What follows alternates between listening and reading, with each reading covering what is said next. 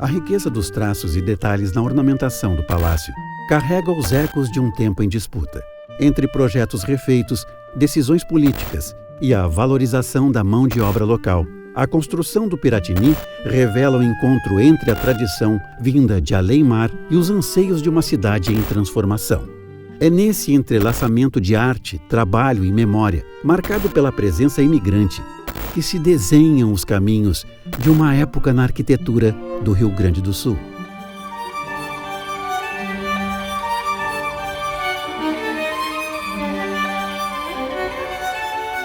A ornamentação do palácio a várias mãos.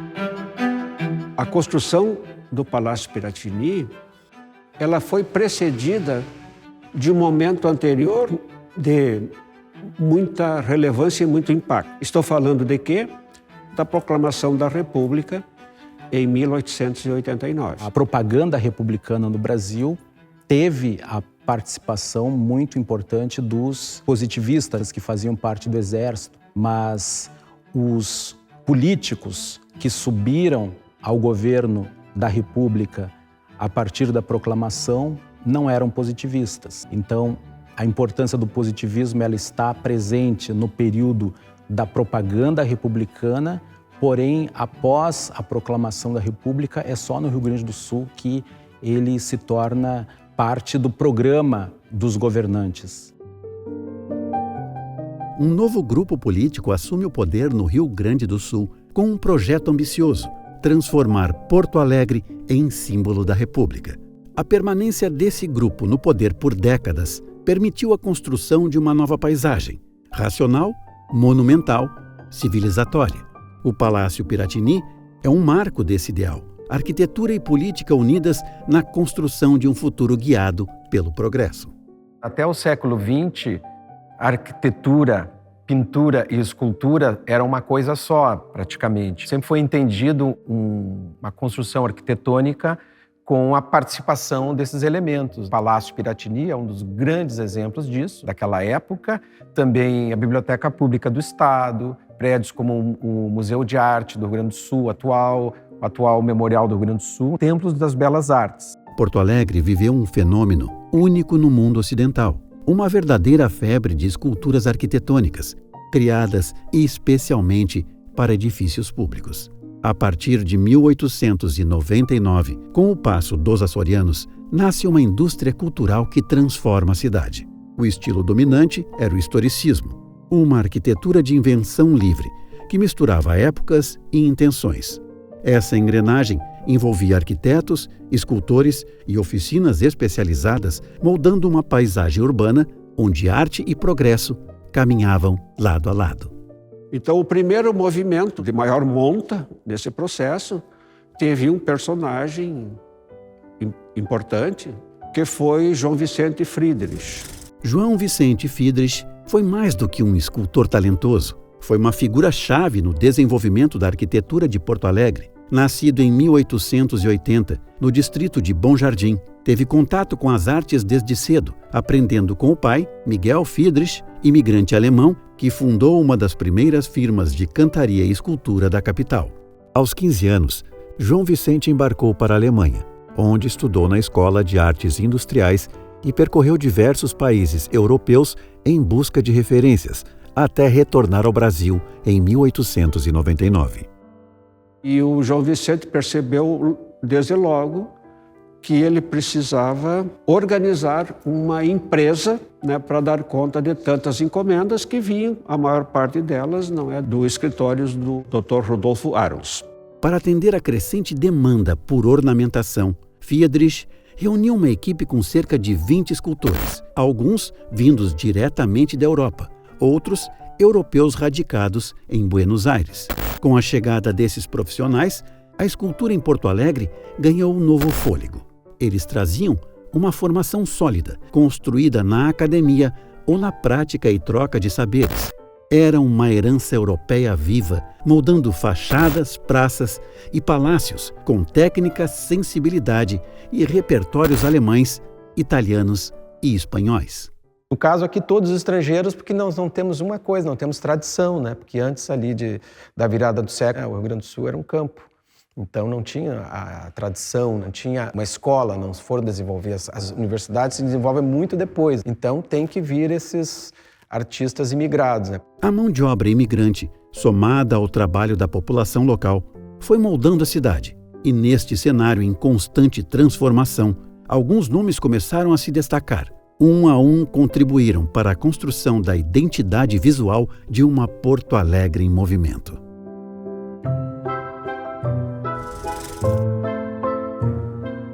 O Gaudenzi, ele vem para trabalhar especificamente na Escola de Artes e Ofícios. Ele é contratado pela Escola de Engenharia em Roma, né?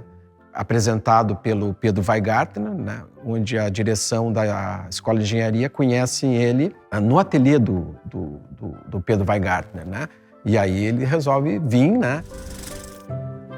Adloff, eu particularmente considero, depois do Vollberger, talvez o mais completo dos escultores que nós tivemos na cidade. Ele era um alemão de Düsseldorf, que ele veio para Porto Alegre para produzir o monumento ao Barão do Rio Branco.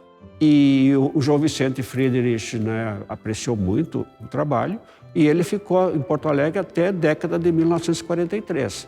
Fez diversos monumentos na cidade, diversos prédios. Só mencionar o prédio da antiga Delegacia Fiscal do Tesouro Nacional, hoje o Margos, as principais figuras foi o Adloff que esculpiu. No interior do estado tem vários monumentos. Para a arte cemiterial, depois de 30, trabalhou bastante. O Jesus Maria Corona, ele é um escultor espanhol, né, republicano, que por problemas políticos teve que deixar a Espanha e vir para o Rio Grande do Sul. E ele, quando aqui chegou, foi um dos escultores contratados pela oficina do João Vicente Friedrich, né? Projetou vários prédios de Porto Alegre. E, inclusive, o que era para ser a construção que iria consagrá-lo, né? Infelizmente não aconteceu, foi o projeto da Catedral Metropolitana, que era para ser erguida quase que simultânea com o Palácio Piratini. Fernando Corona também tem uma trajetória interessante, né? Porque ele vem da Espanha, recomendado pela família a repatriar o pai, e por aqui ficou também. Ficaram os dois. E aí ele teve uma trajetória também prolongada na oficina do João Vicente Friedrich. Depois, por um bom tempo, décadas, quem sabe, né? Ele esteve trabalhando na condição de associado com outros escultores, fez vários prédios da cidade. Depois entrou na Escola de Belas Artes e ali lecionou durante muitos anos. Rademacher é um caso especial. Ele trouxe a grande novidade que foi a feitura direta. Até meados de 1913, esses ornamentos eles eram feitos modelo em barro. Desse modelo se fazia uma cópia em gesso. Dessa cópia em gesso se fazia uma matriz, daí se fazia a fundição. Era um processo bastante demorado e que, por conseguinte, bastante caro, né? O Rademacher trouxe a grande novidade, que foi a feitura direta. Fazer a mistura de areia, cimento e cal, subir no andaime e produzir o ornamento diretamente. Friedrich, Gaudenzi, Corona, pai e filho, Adloff, Rademacher e tantos outros, inclusive aqueles cujos nomes se perderam no anonimato, ajudaram a imprimir uma estética marcante e promover a fusão entre a tradição europeia e os novos contornos de uma América em transformação. Todos eles construíram uma vida aqui e viraram grandes brasileiros. Toda uma geração, arquitetos, escultores e pintores, dependendo das fases. Alguns já vieram plenamente formados, mas para formar um grupo de artistas locais aqui, demorou muito, demorou bastante. E mesmo assim com muita participação de estrangeiros também, que aqui acharam a sua vida, né? A construção do palácio foi marcada por idas e vindas, projetos refeitos, decisões revistas, contratos interrompidos. Com o retorno de Borges de Medeiros ao poder e o fim da parceria com os franceses, optou-se por valorizar a mão de obra local. Nesse novo cenário, muitos artistas e artífices imigrantes, já atuantes em Porto Alegre, passaram pelo canteiro do Piratini. Ainda que nem sempre seja possível identificar com precisão onde cada um atuou ou em que momento se deram as decisões entre projeto e execução, O que se estabelece é a marca coletiva de um fazer artístico que se entrelaça com a história da cidade e com os múltiplos aspectos da imigração no Rio Grande do Sul. Eu acho que essa alteração não trouxe maiores problemas. Eu acho que, pelo contrário, agregou todos esses elementos aqui. A gente se alterou a partir da volta do Borges de Medeiros ao governo. Então isso foi positivo. Essa improvisação acabou sendo positivo. O projeto original não era execuível economicamente. E como é que funcionava a oficina do João Vicente? No contrato que ele celebrava com esses escultores, estabelecia o pagamento de uma diária, que variava conforme a capacitação do próprio escultor, variava de 25 mil réis por dia até 5 mil réis por dia.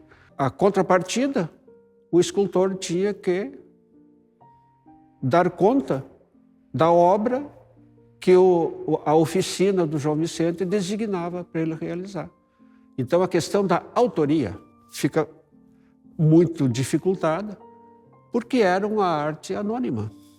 A maior parte da ornamentação é uma arte anônima, né, de difícil, né, identificação de autor. Depois desse primeiro período de centralização em torno da oficina do João Vicente Friedrich, os próprios artistas, os próprios escultores, trataram de ir criando os seus próprios instrumentos de trabalho. Uma boa parte deles saiu da oficina do João Vicente, que acabou quebrando em 1929, mas os artistas não desapareceram.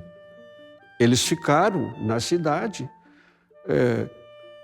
atuando ou individualmente, ou constituindo entre eles sociedade. O Rademacher, que trabalhou aqui no Palácio como empregado do João Vicente Friedrich, se afastou da oficina Friedrich e ele foi se associar com o Fernando Corona. O Gaudense se associou com o Adloff, o Fernando Corona fez sociedades com o Stege e outros deles começaram também a continuar operando por conta. O Palácio Piratini, naquele período ali da conclusão, da primeira conclusão, né, da primeira fase, ela deve ter sido uma grande escola, né, uma grande oportunidade para os artistas locais também se desenvolverem. E as obras que foram feitas são de primeira qualidade. Em qualquer lugar do mundo seriam grandes artistas. E felizmente encontraram esse contexto aqui que puderam desenvolver a arte deles, né? Isso que é mais interessante, né? Aqui houve, e quando existe um contexto assim, a arte é desenvolvida, né? Ao final dessa jornada, o que o Palácio Piratini nos revela vai além da pedra e do mármore. Ele nos fala de um tempo em que o contexto fez florescer o talento, um tempo em que artistas encontraram na obra pública uma oportunidade rara, a de desenvolver sua arte em diálogo com a cidade. O Piratini foi, para muitos, uma escola, um espaço de aprendizado, de experimentação e de afirmação. E como toda grande obra coletiva, ele carrega em si a força de quem sonhou, planejou e, sobretudo, construiu. Porque quando há espaço, há criação. E quando há criação, a história se escreve com mãos, com memória e com beleza. No próximo episódio. 3 anos Aldo Locatelli no Rio Grande do Sul e recebe uma encomenda onde ele deveria então executar murais que contassem nada mais, nada menos do que toda a história do Rio Grande do Sul. Um estado que há 3 anos ele nem sabia que existia.